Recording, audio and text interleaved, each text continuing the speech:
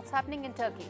Thousands of people have now come out, and in fact, they've turned out for the seventh night of protests, which has so far seen more than 1,400 people being detained, including students, journalists, lawyers.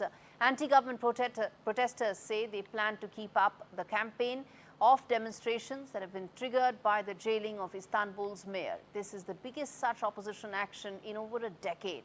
Despite mass arrests and clashes with police, the nightly unrest began last Wednesday when the city's mayor, who is seen as the President Erdogan's main political rival, was arrested on corruption charges. Rights groups, the UN, have all condemned the arrest and the use of force by police on these protesters. In fact, the mayor said the allegations against him were politically motivated, a claim that the Turkish president has denied. But is democracy in Turkey now in deep danger? That's the question I'm going to put forth to the panelists joining me, which is Professor James Dorsey. He's a Middle East expert, Adjunct Senior Fellow at the Singapore University, Rajaratnam School of International Studies, and I also have Professor Pant of the ORF as well.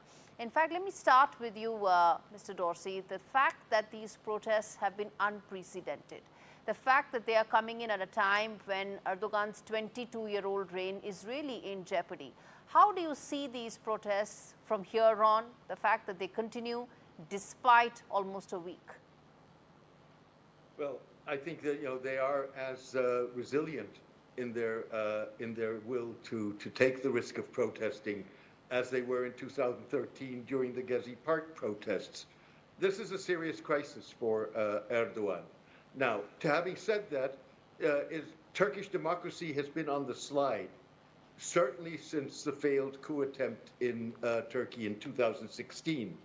And what we're seeing now is a serious response to that slide in democracy at a moment at which Erdogan is uncertain about his political future and is trying to shape it with the arrest and charging of Ekrem Imamoglu, the mayor of Istanbul. Indeed. Professor Pant, you want to comment on the fact that when it comes to giving lectures, Turkey is probably the first one giving lectures to the world over when it comes to democracy, freedom of speech and expression and so on and so forth. But look at what is happening in its own house.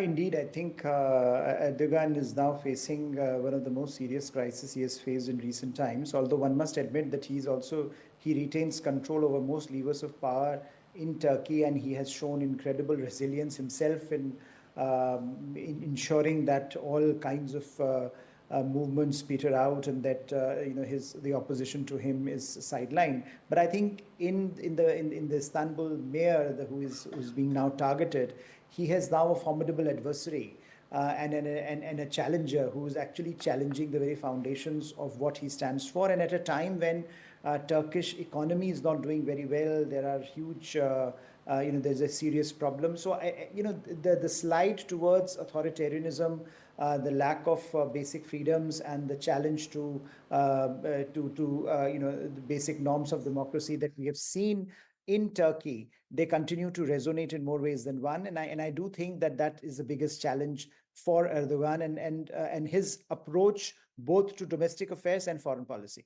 Indeed. And Mr. Dorsey, one may think that some of these protests that are coming in and these protesters, they're actually speaking up against President Erdogan's last 10 years, where he's really, as Professor Pant said, really moved towards authoritarianism. All voices of dissent have been cracked down. He's really ensured that his hold on power is almost complete. And that's a huge transition for Turkey, given what it was just about a decade back. Are these people protesting against Erdogan's rule more than anything else? Well, first of all, this is a process that has been going on since 2011 and really started with a battle over between an Erdogan ally at the time, a preacher who ultimately went into exile in the United States and has died in recent years, but nonetheless was a preacher who had enormous influence within the Turkish bureaucracy. And those two men split for all practical purposes in 2011, and you've seen the slide in democracy occur ever since and accelerated by the failed coup in 2016. Indeed, this is a revolt against his authoritarian and autocratic rule.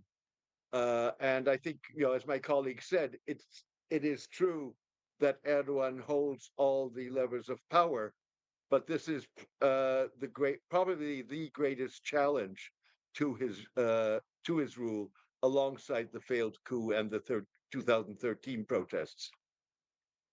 Pant, how do you see these protests in terms of moving on from here? Do you see them probably having the full circle, where some of the other countries in that region have seen, for want of a better word, revolutions, which came from these protests and similar protests? Do you envisage a similar road for Turkey as well?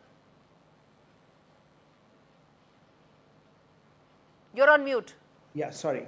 It's difficult to say, Gaurie, because we know that in the past there have been several attempts, there have been several protests, there have been several movements in Turkey, and as Professor Dorsey was suggesting, it has been a constant flow of disaffection with Erdogan, and we saw how he manipulated the last elections. So in a sense, his ability to manipulate, his ability to centralize power and to use that power against a wider democratic mandate and movement has been quite unprecedented. But I do think that what these, the resilience of these protests, that we have had so many people behind bars, so much, and he has publicly stated his position that he looks this as a very serious public challenge.